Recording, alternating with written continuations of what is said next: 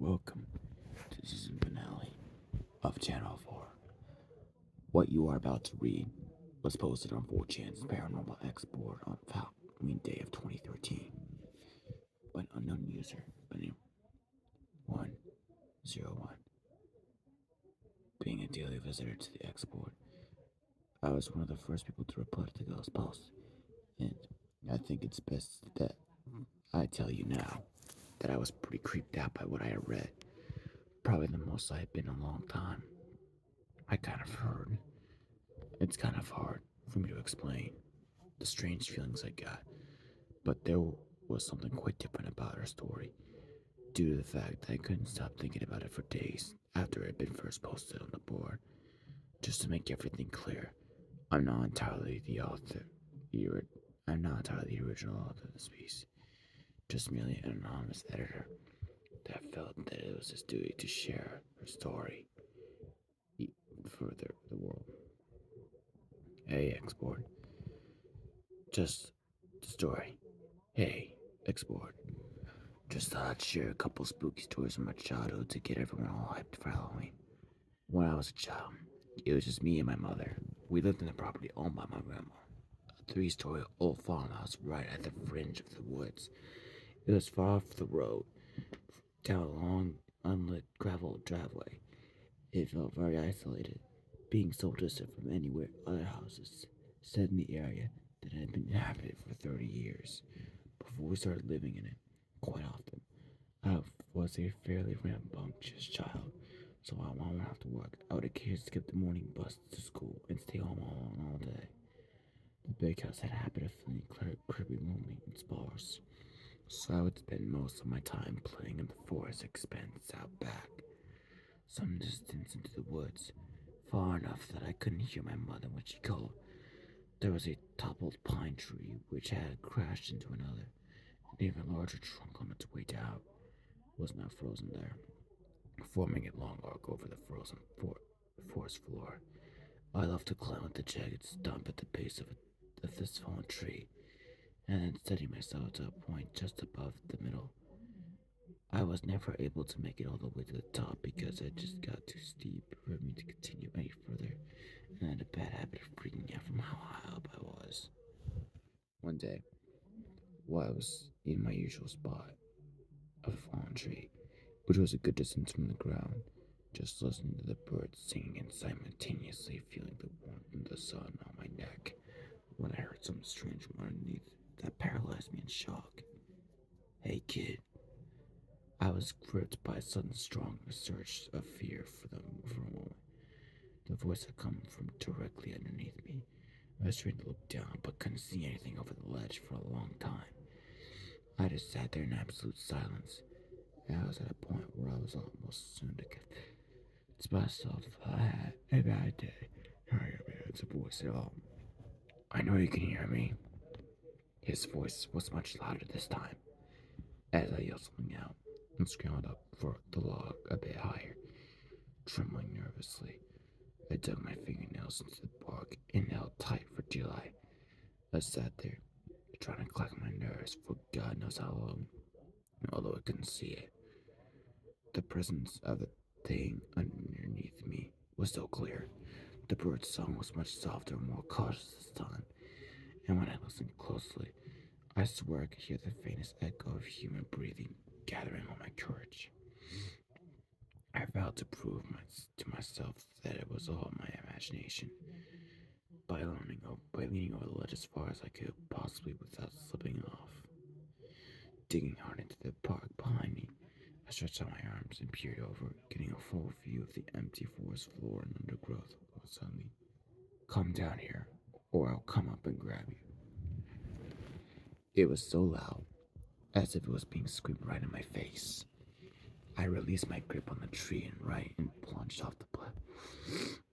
I was saved only by grabbing a nearby branch, and for one awful second, my bare legs dangled to the cool air. When I pulled myself up, I ran full speed to the top of the collapsed pine, to the point where I had never reached before.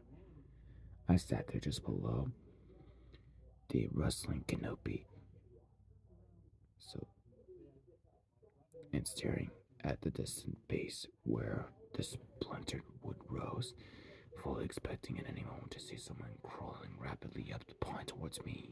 Instead, all I heard was the wind whistling in the leaves above and below me, and occasional snippets of birdsong. It was about 2 hours before my mother got home and found me, after much worried searching, trembling, and crying at the top of the fallen tree.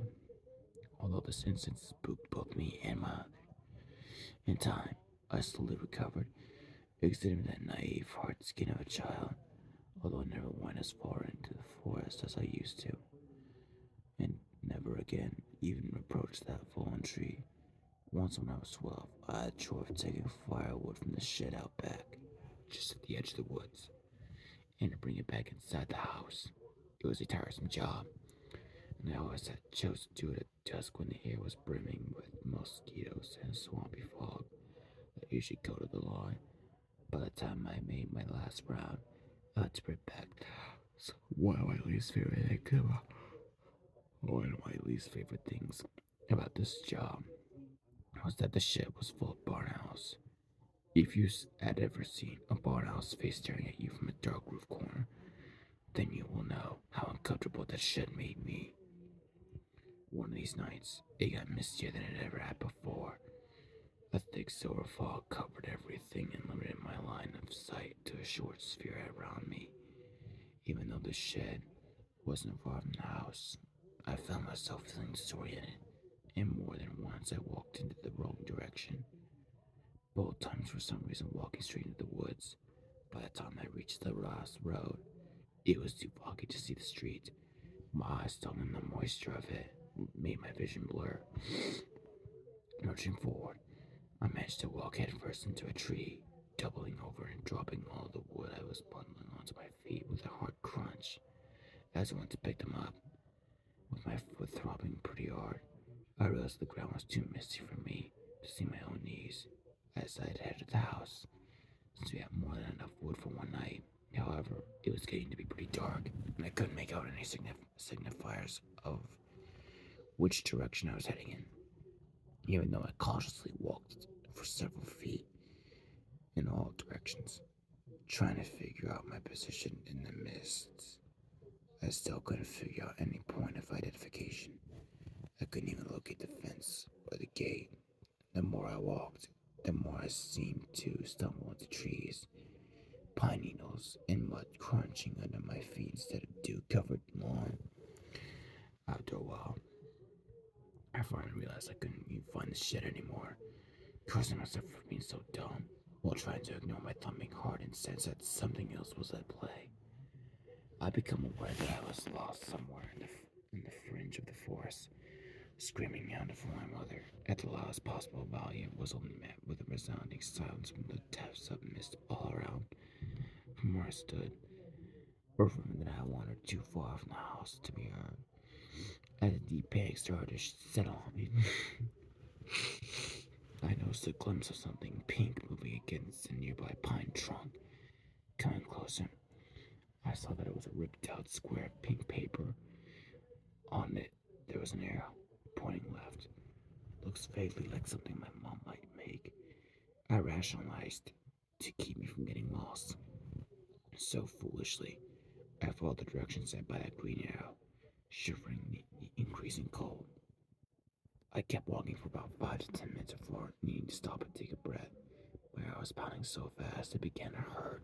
As I was sitting down, however, I spied what appeared to be another note fluttering in a nearby trunk. I noticed that this one was embedded with a long nail. It bore another arrow, this one pointing up, and a small, sloppily written note that said, "This way." Despite my increasing panic, I convinced myself that these notes were my only shot at getting back before nightfall. I was desperate to get the heck out of my brow was cold was out and my brow was cold with sweat. So I followed the green arrow to a point where I could just dimly make out another spot of pink up an incline of collapsed stumps of leaf litter.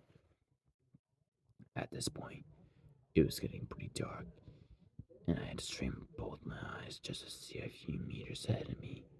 Following the green arrows, feeling less and less sure of where I was. I stumbled through the woods, groping out in the mist of feel for trees. Although I was terrified of something unseen grabbing my arm, I came across the third green node, which had another arrow pointing up again. This one led to an increasingly steep slope that I didn't recognize being anywhere near my house, and a poorly drawn smiley face right above it. At this stage, I became too freaked to cope and started to cry a little as I slumped against a pine stump. The possibility that I would be out in these woods all night was beginning to sink in, like a syringe being driven into the veins within my arm. I caught another glimpse of another pink square in the near distance, squinting hard, unnerved by these notes, all of which looked fresh and without sign of decay, despite the previous week's nonstop rain. Possibly meaning it could have been. I mean, these wouldn't have been up for very long. I read it from afar. What I read made my blood turn cold. I stood up to my knees, dead silent, wobbling on them in fear. My eyes were sensitive to any tiny prickle of noise in the mist. For a long time, and stood there in the rolling fog, reading and rereading that horrible note over and over again, before a snapping stick somewhere behind me caused me to sprint blindly, twigs snagging at my ankles and cutting up my face as I ran. Written a note in big green letters was my name. It felt like I was running for hours, all the while the rain and mist lapped at the back of my neck like the decaying breath of someone running right behind me. Somehow, I made it back to the house. All the lights were off, and I struggled to find the keys for a moment. When I found them, I bolted indoors and quickly crawled into bed where I remained, unsleeping till morning. Mom just thought I'd come inside and gone to bed, and hadn't thought to leave the lights on. It was a miracle, aka some freakish coincidence, that I even found the house at all. The final incident of that darned house was witnessed only by my mother. Up until then, she had never experienced any of the strange things I had, although we mutually shared the peculiar oppressive quality that the house's interior had on us, and its placement in the dreary, imposing woods. Although I was obviously never a popular kid by living way out in the country in the opposite direction from everyone else at my school, I did make some tight friends in my first year of high school. One of these friends, Amanda was her name, invited me over one night, and I accepted. My mother drove me out to the place, which is about 3 miles away, then drove back home. The night went well. We watched a horror movie suitably, devoured some pizza, and probably smoked a little. My mother went home alone, where she attended to get some writing done. She worked for a magazine at that point. It was about midnight when I received an off-putting text from Mom in all caps. Is this a prank? I need to know immediately. Thinking this was some kind of joke, I texted back. Calm yourself. Is what a prank? Almost immediately, the response. Are you at the house? Of course, I responded, no. Though, I was thoroughly weirded out. I didn't receive another message till about 3 a.m. when she told me to go to my grandma's in the morning and did not by any means dare go home. I remember those spring torrents of rain that day, the day I went to my grandma's, and how terribly soaked I was when I finally got there. It was nearly 2 towns away. I'd had to fight the temptation to go home and drop off my bags, but Mom's disturbing messages from last night were enough of a warning not to do so. When I arrived, Mom and Grandma were having lunch. At first, my mother seemed to be being some sort of composed state, but when I got a better look at as that all the color had drained from her face, and she was slightly trembling. At one point, she even sent a small glass crashing to the floor around, flinching at the cat, brushing around her ankles. It wasn't until later that night, when my grandma was sound asleep, that she told me what happened. She went further as to forbid me from telling Grandma, out of fear that it would horrify her superstitious soul too much. This was what happened the night I went to Amanda's. As she described in lower detail, my mother was sitting on the first story in the living room, where she sat on the couch by the fire, curtains open to the view of the sunset on the canopy, going over her last draft.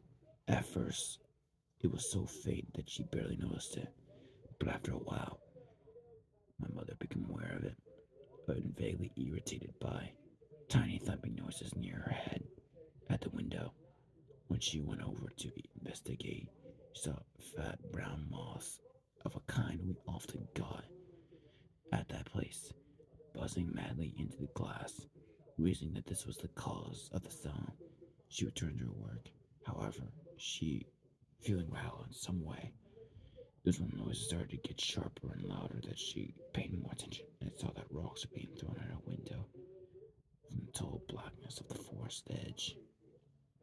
She saw them appear in it from the shadows of the brush and then fall in an arc and bounce off the window. Looking carefully, she could see small cracks somewhere where some heavy ones had hit right beside her, where it had been moments before. Temporarily captivated, she tried to peer into the darkness enough to make out where the rocks were being thrown from. Then, a startled shock. She turned back from the window. She saw me standing half between a tree right near the window, grinning wide and staring at her. My one visible eye stretched wide open, showing all the white. She barely stifled a scream. Seeing her own daughter standing there, just staring and smiling. Not only did the figure not move or blink, it was staring by one of the nearest pines, far from where the rocks were shooting up out of the brush, as it came to do so in a loud downpour. My face, unceasingly, continued to press out at her, smiling, thinking this was all some kind of sick prank, hence the later text. My mother shouted my name at the top of her lungs, frightened to the core. However, instead of responding, the mouth that thing that looked like me behind the tree started moving as if it were mouthing silent words really, really fast. Suddenly, it turned its head to the side and seemed to be talking to someone else behind the tree, my mom said, who couldn't be seen. But she could see a formless black shape hanging against the other side of the tree. The girl that looked like me kept staring at my mother and doing the silent speed talking thing, then turning and whispering to the thing next to her. Then she would turn black. Then she would turn back and start up again. Then breaking the monotonous spell, she suddenly pointed straight at my mother and started laughing. My mother screamed and fled to my bedroom on the second story, the only room with a working lock, which she shut herself in and sat at the far end of the bed. As the questions began to pitter-patter against the window downstairs, driving and weeping in fear. In my room, my mother said she did not feel safe. There was an awful smell and a weird humming noise in the walls. As she described, she tried to pray it for a time before giving up and just listening to the rocks pelt the walls and windows. Somewhere in the kitchen she caught a distant, vibrant sound of window actually smashing and a weird, continuous humming. Listening more carefully, she could identify it as the softest hint of a mumbling voice. In absolute horror, she recognized the voice and then, virtually too afraid to look, she tilted her head up to the closet where an awful, white face could be seen staring right at her, mouth contorting and gaping in what sounded like a highly sped up whispering. The closet was only a meter from my mother. It started to open slowly. In an unimaginable explosion of terror, she immediately bolted to the door, only to fumble with the lock as bigger and bigger rocks came crashing through the window, which burst apart in a spray of glass shards before finally running out of the house, completely keeping right at the end of the prolonged drive.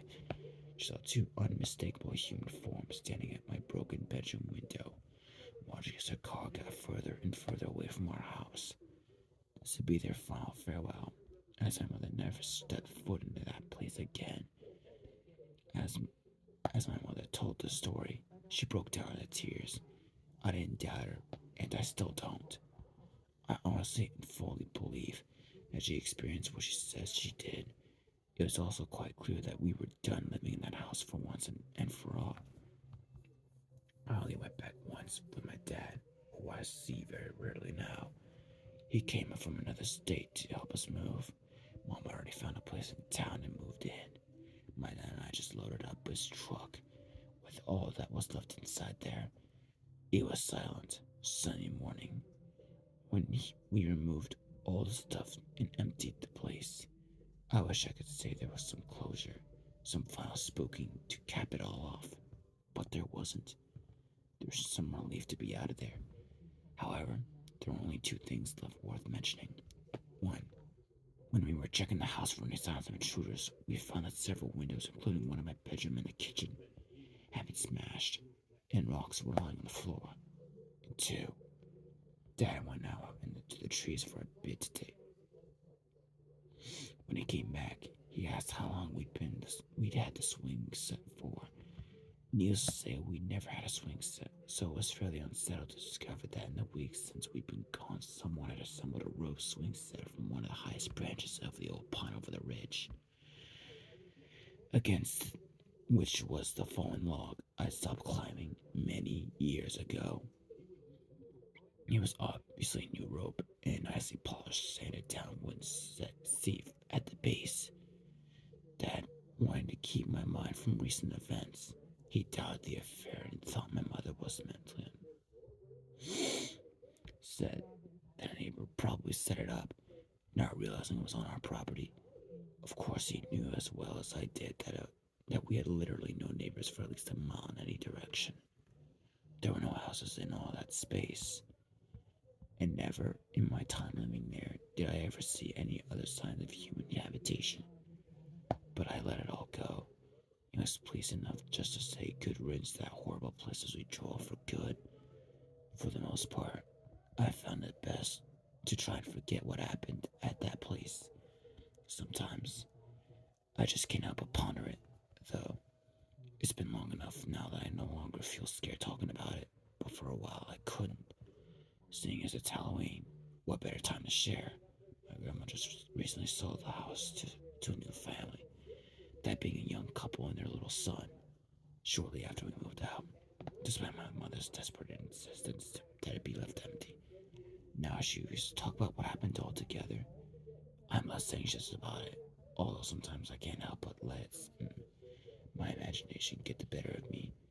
All I can do is think about that old house, the fallen down tree, the new occupants, and a swing set out back, gently spinning into the breeze as the little boy toddles obliviously towards it.